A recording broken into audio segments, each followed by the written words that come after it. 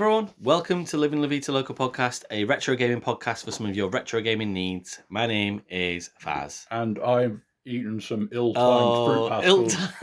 Poisoned with the teeth sugary stuck goodness.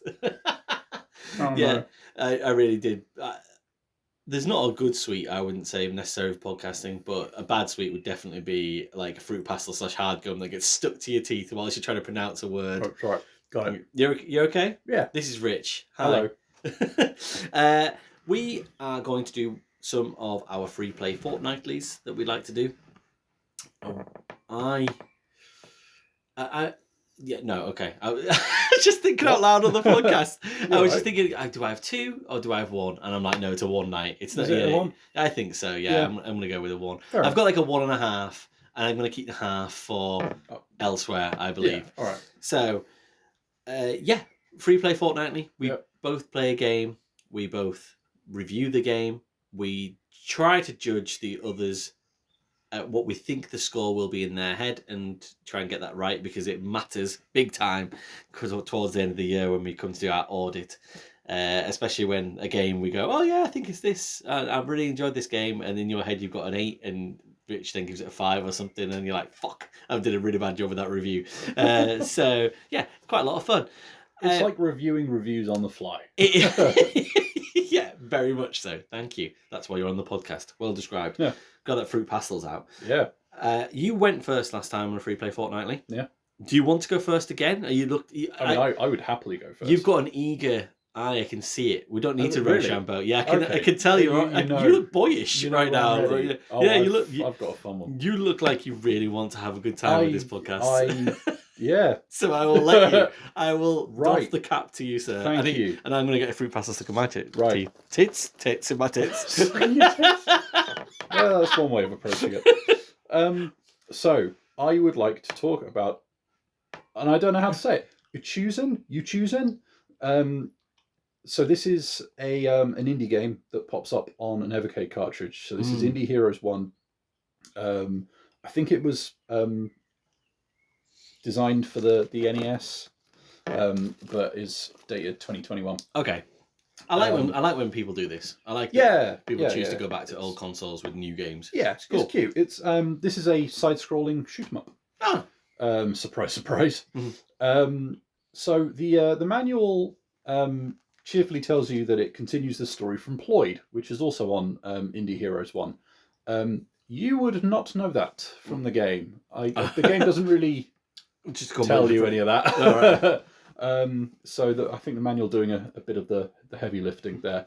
When I say side-scrolling shoot 'em up, what is and this is not a trick question, what is the one key thing you need to get right if you're making a shoot 'em up game?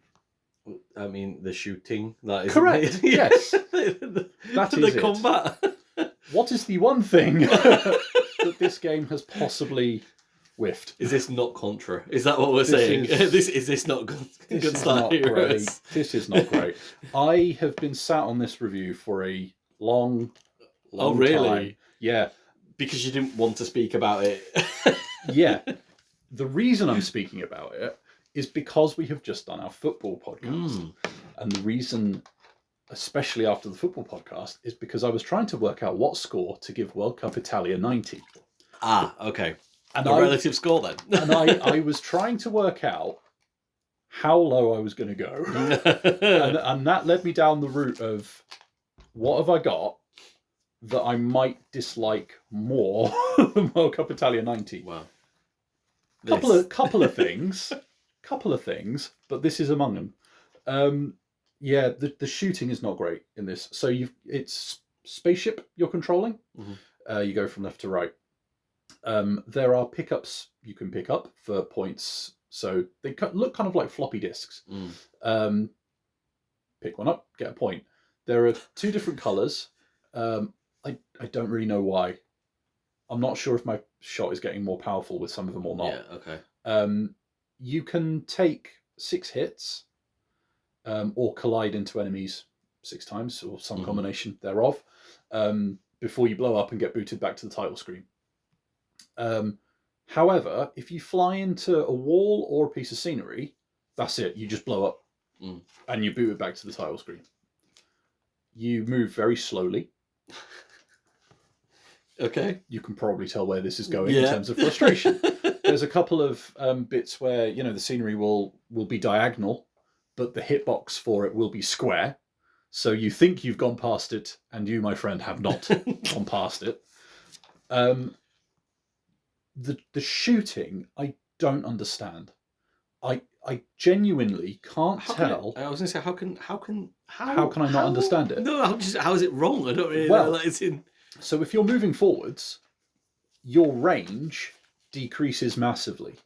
So your shot doesn't go out very far from the ship. If you're moving backwards, the shot will end up in the same place as if you were moving forwards. It's just that the distance will increase, right? Yeah, it looks, So if you want to maximize your range, because you don't shoot across the entirety of the screen, it's not like your bullets keep going or anything like that. You've got a limited range. But if you want it to, like, the only things that will shoot at you that I've come across so far are gates. Okay. And you will periodically run into a gate. You'll have a little section, hit a gate, have to blow up the gate, move on to the next bit, blow up the gate. The enemies that you go past are just going past you. You can just avoid them. There's no point. It's a fucking commute. Yes, that is exactly it. Everybody's an enemy on a commute. And then you get to the gates. And then if you're moving towards the gate, your shot won't go very far. So the best way of maximizing your range is to go towards the gate and then pull away from the gate while shooting. Okay. And then repeat, all the while it's trying to shoot you. And so you're just kind of getting shot to ribbons. So it's really difficult to gauge, like, how much distance you have between you and the enemy to hit them to do a thing.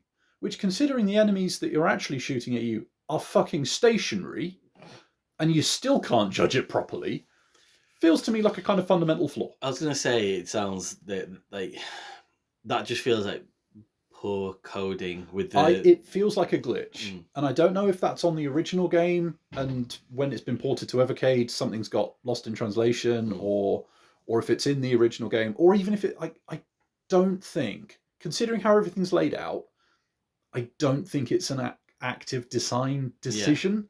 Yeah. It feels like a bug or a glitch to me. But it does put pay to the whole thing, because if you can't even shoot consistently, and that's the trick here. If I know that, we'll say it in centimeters for argument's sake. If I know that my shot will always go 3 centimeters, that's fine. Yeah. I can range find and I can account for that. But if I know that that's going to go down to 1 centimeter if I'm going forwards, and then the full 3 if I'm going backwards, well, that's different. Yeah. That's, I'm having to actively change how I want to play the game in order to hit anything. And that means that all of the rest of it, and there isn't much to it. Like, you are literally picking up these points or avoiding enemies. And that's it. There are 2 modes. One of normal, I think, has stages. I haven't been able to complete a stage yet because I can't. I just can't do it. Or there's an infinite one, which presumably runs infinitely, but again, who knows? It's kind of hard to tell. And yeah, it's incredibly frustrating. It puts you back on the title screen so fast. It's not like there's, a life system or of any kind, or a chance for a continue or anything like that. There's no high score saving, so you have to use like the Evercade's save system to score it. So if you were playing it on an NES, you are just playing it. Repeat. Yeah, exactly. It's not gonna. You're gonna have to write this stuff down, which I guess is in keeping with the era. But at the same time, for a game like, it can look like it's for the NES, but it's 2021. Yeah. When it comes to like shoot 'em ups, like, everybody knows the cardinal sin now. That is since you can save a score and have a scoreboard, not having that, everyone's raging when it doesn't happen. I get it back in the day where you would need like a battery save or something like that, and it could make carts crazy money to produce. Nowadays, that's kind of a non-issue, I think. Yeah. So yeah, there are a couple of decisions that have gone into it that I'm just sitting there going like, I don't get it. I don't see what you're going for here. And like, don't get me wrong, like, they've made a NES game. They have put it out. It's been picked up by Evercade, and put on a cartridge. That's cool. Yeah. That is very cool and very well done to them. But that is what makes me think that this range thing is a bug rather than anything else, because I can't see how anybody would play it like that and go like, oh, this is cool. But surely someone must have done, because surely Blaze wouldn't have put it onto an Indie Heroes cartridge without thinking this is cool, if that makes sense. Do you know what I mean? Like, I find it hard to believe that they're not vetting the games that they're putting on the Indie Heroes cartridges. They would be, but like that's what makes me wonder if it's like, you know, it was working on the original handheld, but has since, you know, because I was playing it on a VSR and one of my like the Super Pocket type things. So like if there's something in the all the of that operating should systems, still work. It's it should. The same like thing in it. You know what I mean? I'm not disputing that. Yeah. It should. But like, that's the bit that I can't understand. Either that, or they were trying to get the numbers up, and it was a little game they could squeeze into the cartridge and just fit the bill from one of the other developers of one of the other games that they wanted in more. I don't know.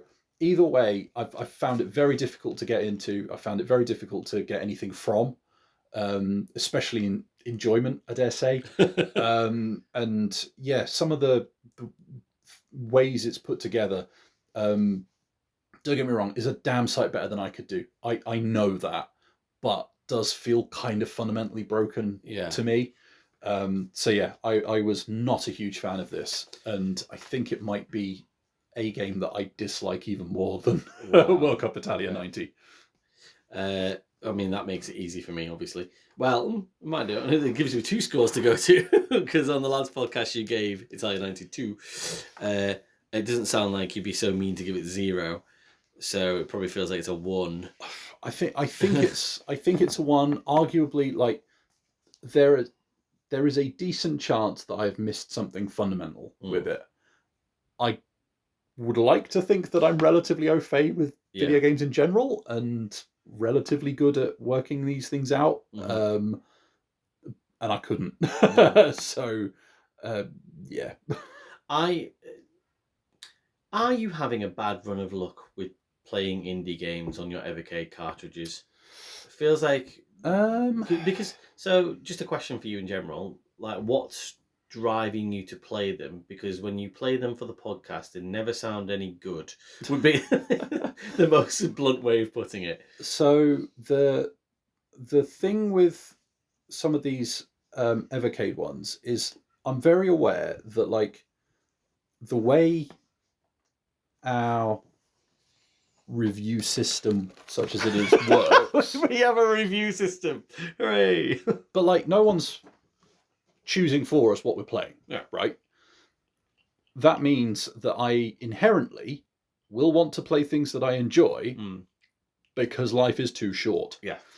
And so occasionally there will be things like this where I'm like, well, actually, I don't like this, but I think I know why, and I can explain it. So perhaps there's a little bit of a bias in there because I know that I can pinpoint. Like, it's not like I'm playing it and it's a vibe of like, oh, well, I'm just bouncing off this. Because that could be, like, there's a bunch of them that I'm just like, well, that's fine. And I'm not going to sit there and give everything 5s. At the same time, I don't want to, like, I want to make sure that when we get to the end of the year, I've got some things to talk about early on. Yeah.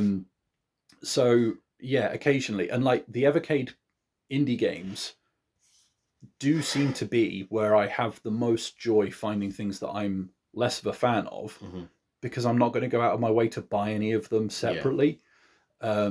Because, you know, I'll look at reviews for things like, say on Steam, you know, they have user reviews, all that kind of stuff. That it has a factor in what I fancy playing. And with the Evercade stuff, I'm usually buying these cartridges because there's something on there that I want to play. And that is the same case with the Indie Heroes 1 that this is on. It just so happens that there's something else on there that is a little bit off the beaten path that I wouldn't necessarily go out of my way to buy or play.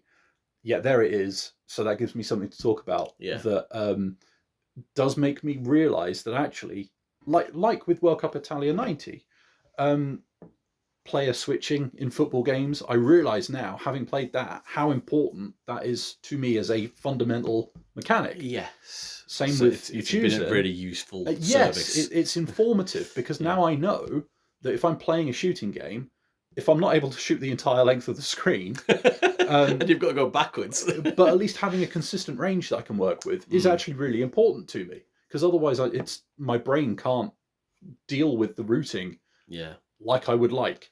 So like that is useful for me to know next time I'm looking to buy one. And if I spot any of these telltale signs of like, oh hey, cool, it's a NES indie shooter, what's the range like on the weapon? And stuff like that. So yeah, I think it's still a useful, informative experience. And I don't want to just be relentlessly positive all the time. So yes, it will look like That's very much clear. it will look like I've got a bad run of indie games on Evercade. That does not mean all indie games on Evercade are bad, not by a long shot. There are some very, very, very good ones out there. You answered that extremely well. Thank you for that. I wasn't trying to insinuate that it was like you were necessarily seeking them out. It just felt like almost there was a couple of them where it was like, oh, that feels like a couple now where we picked up some indie games from Evercade, and they have every right to be on there, and you have every right to play them. And like you say as well, like, you know, and the constraints that we've set ourselves for the podcast, I would say most of my lower scores come from unexpected lower scores that I just not. You said about vibing with the game, not just not gelling with the game, but just almost feeling like I feel like this potentially maybe got a higher score at the time than it should have been given because of X, Y, Z reason. And I've got plenty of those games in the you know, in my backlog, and also, you know, at the same time things we've played previously. It's a difficult task if you say to somebody, go out and play an objectively bad game and review it. But it's a difficult thing to do. It is, yeah. And the other way that I occasionally get ones is like if I'm able to, if I'm in a retro game shop or whatever, and they happen to have like a kind of bargain bin of like old Master System games or something like that. You know, you can pick something up for a couple of quid and just do it on a punt that might be awful. But that is increasingly difficult. Whereas the Evercade ones, I'm buying the cartridge anyway. I'm playing the games that I like in my own time, and then I know that I've got something to talk about that I don't like as much on here. Fair enough. I've got a game that I really want to pair with this, but I'm gonna have to not. I've been sitting on this other game. Oh right. For long enough. That I'm like, no, it needs to come out now. Sitting on it like much like a goose egg, keeping it warm. And the reason I was laughing before, and probably why I tripped over my words with, you know, chewing fruit pastels and rubbing them on my tits, is because it says Untitled Goose Game in my notes, when it's meant to say Untitled Goose Game in my notes. Have you played it? Oh yeah. Fuck yeah. Good. Okay. That's a good example of a game that I know I'd like, shell out money for, would be massively abusive about, and ultimately like isn't going to really be instructional in any way, shape, or form because I'm not adding anything. Yeah. Well, I mean, let's see how much this adds or doesn't in terms of a review. So from 2019, House, the developers. I want to dwell on them in a little bit, but I do want to talk about the publishers, which I spoke about in the previous podcast. Panic again. They are fast becoming one of my favourite publishers, it seems. And I mentioned Firewatch in the last podcast. I really enjoyed that. Thank goodness you're here. They published that. I really enjoyed that. I think everybody really enjoyed that. Despelote, they published that. I really quite enjoyed that. This, very much in the same sort of wheelhouse. It is rare for me to kind of seek out developers, publishing studios, but I think whenever Panic publish anything, I'm now going to be very much sitting up and pay attention. Yes, very much so. This is clearly a family relation to Thank Goodness You're Here. It feels like Untitled Goose Game waddled so that Thank Goodness You're Here could slap. That makes sense. And speaking about the developers, then, so when I come to the concept of the game, I was shocked to find that they were a Melbourne, Australia-based development team, considering the game is very much set in what I would say would be a Cotswoldian English village, and was inspired by Fireman Sam, Postman Pat, Brum, if you remember Brum from when you were younger. So you have that sort of, TV is good for kids, clearly, because they've got a very, very strong sense of what an idyllic English village looks like, and they've done a sterling job of making that come across in this game. It's also a bit Hitman-esque, I would say, in a way. Weirdly. It scratches that itch very much for me. I think this took me about 2.5 hours to complete. And I also noted as well that a game that I spoke about quite a significant amount this year, Disco Elysium, was up for the DICE 2019 Game of the Year award and defeated by Untitled Goose Game. That takes all sorts. All sorts. So yeah, it just, I thought it was quite interesting. So the concept of Untitled Goose Game. I was going to say, you are a goose. So what can you do as a goose? You can do everything the goose can do. You can honk, peck, pick things up. You can flap your wings. You can swim. And you can kind of sprint, which is one of the finest things I've ever seen in a video game, seeing this goose sprint. For some reason, you have a list to complete in the local village. I'm not sure where this comes from necessarily, apart from just the wanton destruction of the village by the goose. Your ultimate goal just seems to be total shithousery, I would say, which I am fully behind. Like, I think, like if there was ever going to be an act of terrorism committed by a bird or anything, if shithousery is your number one goal, I'm all about it. Yeah. Honk. It really is. This was my jam. It really was my jam. A lot like the jam, which is the first item I would steal from from a member of the public. So you just kind of like let loose into this beautiful looking English village, just to kind of like cause mayhem. Really, I don't think there's any more to it necessarily than that. That's basically it, isn't it? It is so beautifully drawn. Like with pastel colours and rough textures. It felt like I was playing with felt. Making a felt photo, and also, I guess really to go with that beautiful artistic design, you have a really fun, playful soundtrack that only really turns up when you're causing havoc. Like, it's in almost like a Benny Hill-esque version of being a goose. And I just, there were so many like little details that just shocked me how well they did as a development team to be able to sort of say, actually, it gives you such a sense of place. Like, when you think about like things like cricket bats lying around and low wall gardens and, wells, like wishing wells and canals and all these little things that whenever I walk around England and it's a nice sunny day and I just sort of have myself an hour, I did it last night when I went to pick up my son from Cub Scouts, and just sort of, I was walking by the canal and it couldn't feel more English. And a goose went past me, and I honestly thought, this is too good to think about for tomorrow night for the podcast. Like, it's a sign. If that goose kicks off, it'd be even better. Like, if it just takes down someone on the cycle path and fucking ensnares someone, that'd be so much fun. It never happened, but it certainly.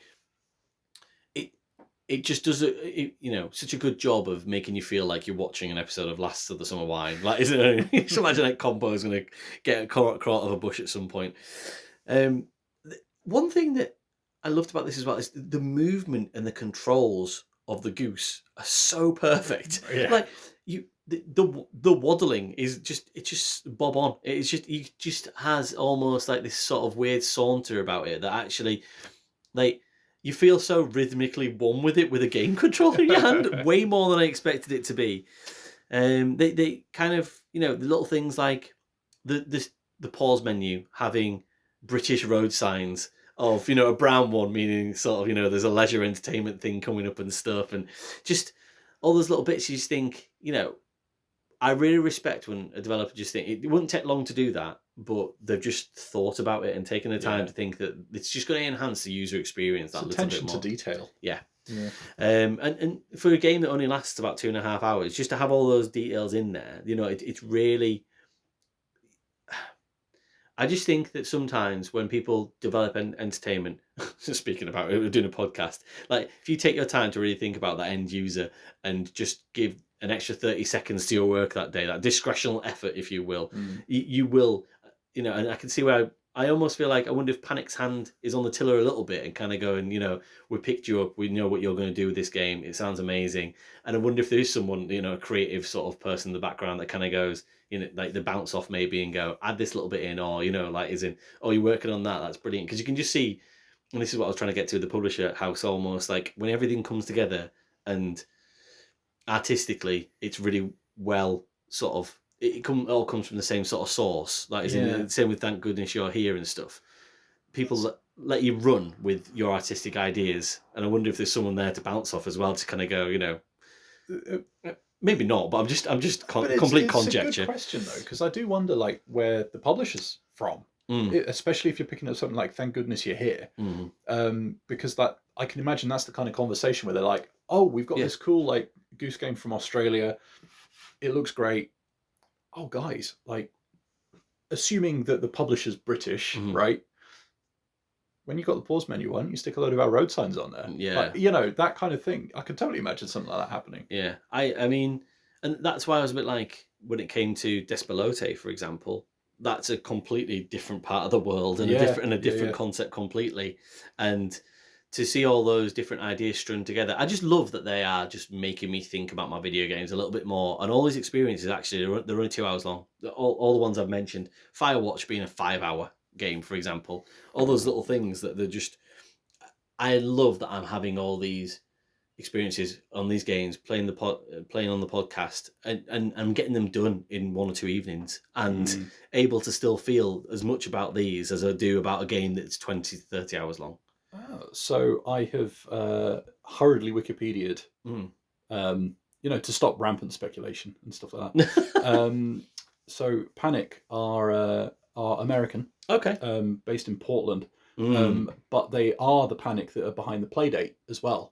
Yes. So little indie handheld with a crank. I mean, that's just fantastic. Yeah, just left field enough to be doing something a little bit different and give people something tactile and developers something different to play with, because that wasn't one of the games for that, like you could fast forward and rewind and stuff like that, and all that. So like, clearly big on finding a thing, you know, doing something slightly different. So no, good on them. Correct me if I'm wrong, Portland's usually seen as quite a creative sort of place. Is it not? I believe that is in that I don't know off the top of my head, but I'm sure given these guys output, I wouldn't be surprised. I'm sure it's seen as like, I don't. This sounds like, you know, sort of like you're glazing it over with a certain judgment, but it's like it's known as quite a hipster sort of place, I think, and, you know, have a lot of left field thinking coming out of it in a positive way. So yeah, that would tally. So just back to the game then.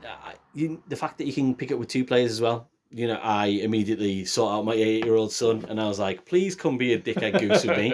Like, you know, we can torment people. Like, so, you know, on my second playthrough, we played together. That was just, and we were getting different things out of it. Yeah. You know, I was seeing the enjoyment of sort of like seeing my son enjoy it, but you know, it was almost like the farce of it was great for him, for Oscar Jones, sort of seeing like the absolute farce of it, whereas I had a sort of more sadistic tone to it. But yeah, and this is absolute power trip gaming as well. I love being Spider-Man in Spider-Man, but I prefer being the goose in Untitled Goose Game. These people in this village, they've gone too far. They have waded in on my territory. They have taken the world to the brink of disaster. I need to teach these fuckers a lesson. I need to go into this village. I'd made myself a story in my head about why I needed to do this. Rambo. Ram Goose. Absolute Rambo Goose, yeah. It was just time to take charge. And I just kind of developed this in my head. And the fact that there's just this sort of canvas to be able to do that was something that, you know, I was just so appreciative of. On the flip side of that as well, though, if I think about it from the human side of point of view, that is if I'm if I am that gardener, that groundskeeper, the very first person that is harassed by the goose, if I was anywhere near that goose with a hammer, it would not get very far after the shit that it deals out to that person. You know, I would be up chasing that goose through fucking town. Like, I wouldn't let it go. So I can almost see a Cornetto trilogy movie being designed in this mode, really, where I don't know, like Simon Pegg's just sort of like his head's on a goose or something running The only thing that I'd say that not necessarily negative or anything, but it never really escalates once you start doing this list of things where you just start causing shit, and you go to these lovely different set pieces, and you go through people's houses, and you get some lovely English back gardens, and then you end up in on the canal and at the pub and things, and it's all beautiful and really fun, and it never drags its heels or anything, if geese have heels, but it gets to a point where I kind of go, what's the next step here? And it never takes that next step. And I almost feel like, again, in my own head, I've made my own narrative of, this goose is going to get inside a nuclear bunker, isn't it? Like an old nuclear bunker by mistake, and it's accidentally going to press a button. Like, is it the kind of thing now? It's just sort of, I just think that would have been the piece de resistance. So, like the end bit where it's just like, you just would have put it over the top for me, just where it's like, it's causing lots and lots of problems for lots and lots of people in this village, and that's hilarious. And oh wait, it's fucking blew up the world. So I just think it kind of missed that ending point for me. I know that there's no narrative. I've made it all in my own head. But at the same time, I just think there could have been a little bit more maybe added to the end of it to sort of just cap it off. And there was one time towards the end of the game where I kind of got stuck in a bit of a jank and NPC loop where they clearly I was meant to steal something, and then they were meant to move around the screen to then, make an action to, I guess, move into the space that I'd just been into. And they weren't doing that. And I was like, what am I missing here? So I looked up the guide for Untitled Goose Game, which I didn't think I'd ever have to do. And I looked up, I was like, and then I was doing the thing it was telling me to do, but it wasn't. And I was putting an item down on top of, a table, and they were meant to come and pick the item up afterwards, and they just never did. And I was like, well, can someone just notice me? Yeah, it's there, honking, flapping my arms, like, fuck's sake, guys, come on, can someone just do something? So I almost had to reset the area. I had to come back all the way to the start of the game and wander back over there and start. I'd done quite a lot of tasks in that area, in the pub area, and I had to go all the way back to the beginning of that to do it again. So I don't think everybody would have experienced that. It was just one of those things, I think, when you just kind of see the code just slip on one person's experience. Yeah. And it just happened to me, reviewing the game on this podcast. But again, I didn't want to hold it too hard against it, really. I feel like there was just a couple of bits there that stopped it from being at that thank goodness you're here level. But it's a close second for me. Do you know what I mean? And if anything, this is probably more my, as I said at the start, my jam. Probably more my style of game. That's probably like. I'm trying to think that if I had a preference for, if someone's put both games in my hand and sort of said, which one are you going to play after you've played them both? Yeah. Again, if you will, I'd probably play Untitled Goose Game again before I played Thank Goodness You're Here again, even though I think that objectively, Thank Goodness You're Here is probably a better game.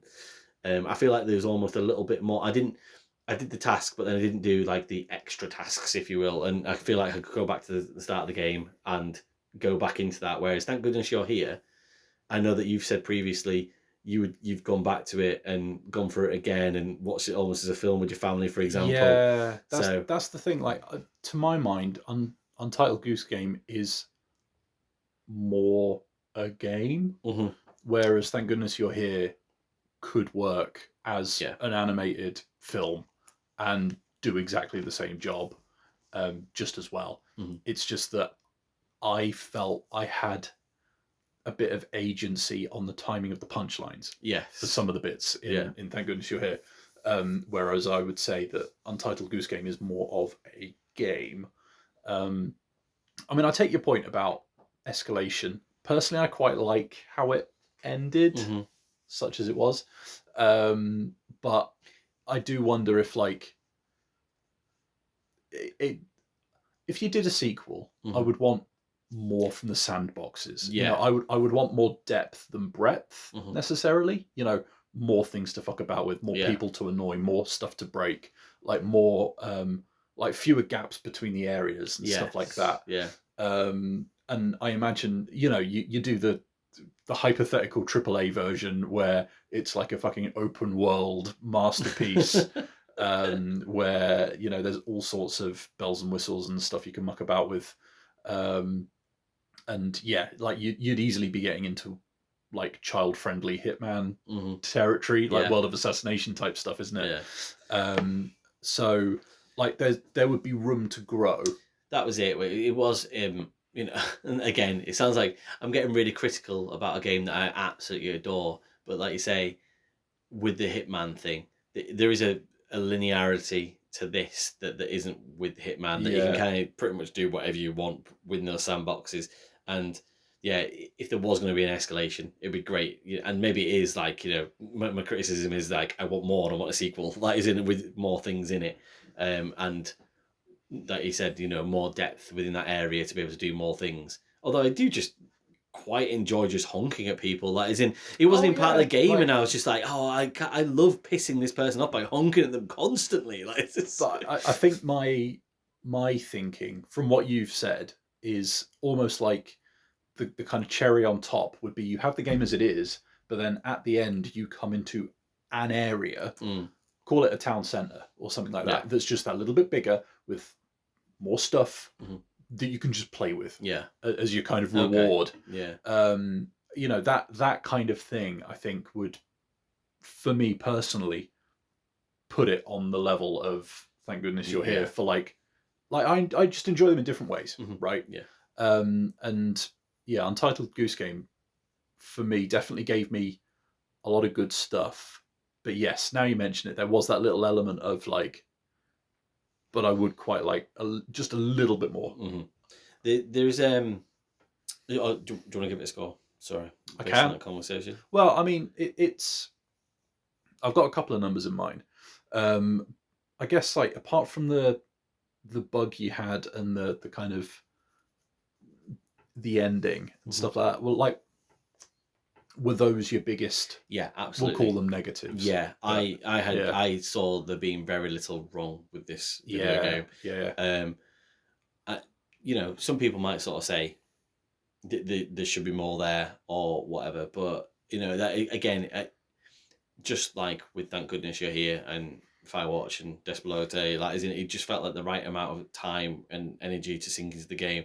And I remember doing it all. This game, I played it through all in one evening. I didn't put it down. It was about 2.5 hours, and I just came away just thinking, that was a wonderful evening. Like, I could have been sat there with just like, you know, like spending time on your own is a lost art sometimes. That I think that, you know, people sort of think that a one-player game should have 50 hours and you spend loads of time getting into the characters and things. And actually, for me, a one-player game is, you know, done in a couple of hours, and it's just like a very personal experience that happened to you at a very quick level. Like, and everyone's different, but I get that. And this resonated with me because of that. So I've put it in 10. I've given it a 10. I think this is probably the one game that we've had so far, or at least for a very, very long time, that if we did decimals would be closest to like a 9.5. But I'm not going to give it that. I'm going to give it a 10. I think it's more a 10 than it is a 9. And looking at what we've got in the 9s and the 10s so far this year, I think it probably earned its spot in 10. That's interesting, because I went with a 9, but when you've said 10, that's just made me smile so much. I know I probably, like, we always talk about this gut feeling, head, heart, or how do you feel about a video game and stuff like that. As soon as you said that, I was like, yeah, it is. Yeah. It's so much, just so much joy. There's so much character to it. And like, I think, well, like I was saying about, you know, playing bad games, you know, it's educational for me as a player. And I think the thing that doing this podcast has taught me is, like, I will always value character in a game. And yeah, Untitled Goose Game got it in spades. It probably stole it from like a mallard or something. But yeah, like there's nothing else quite like it. Like, for all the comparisons with Hitman and all that kind of stuff, there is nothing quite like it. Which again, I think easily puts it in 9 or 10 territory. Well, interesting you should say that, because I don't know if you probably wouldn't have done, but on the Xbox, I don't know if you saw the Xbox showcase, there's a game coming out called Bad Magpie, that looks very. It seems to have inspired by. Yeah, very much so. And not and positively, like I'm like, oh, that looks like it's going to be pretty good. I think it had a few more sci-fi elements to it, right? But it certainly was just a bird going around causing shit. And I was like, yeah, I know there are ones out there about cats and stuff like that. That knocking stuff over or whatever. So speaking, so just to finish off, then I thought it'd be a good exercise just to talk about how this was inspired by the idea of being Postman Pat / Fireman Sam, Brum sort of thing. And that made me think that, but they're all like nice elements of making, it's taking a late 80s, early 90s TV show for kids in Britain. And I was thinking, actually, where does the sadistic part come from? What with like, what part of the 90s TV lexicon for children would be something that would be really, where did it come from? Like, is in almost like the animal attacking people, and the slightly sinister edge. Yes, exactly. Yeah, and I was almost like, what might they have watched as developers? I've got a theory about that. Yeah. Okay. Then. I think it comes from before. Oh, right. I think it comes from things like Magic Roundabout and like clangers and stuff like that. The stop motion puppetry.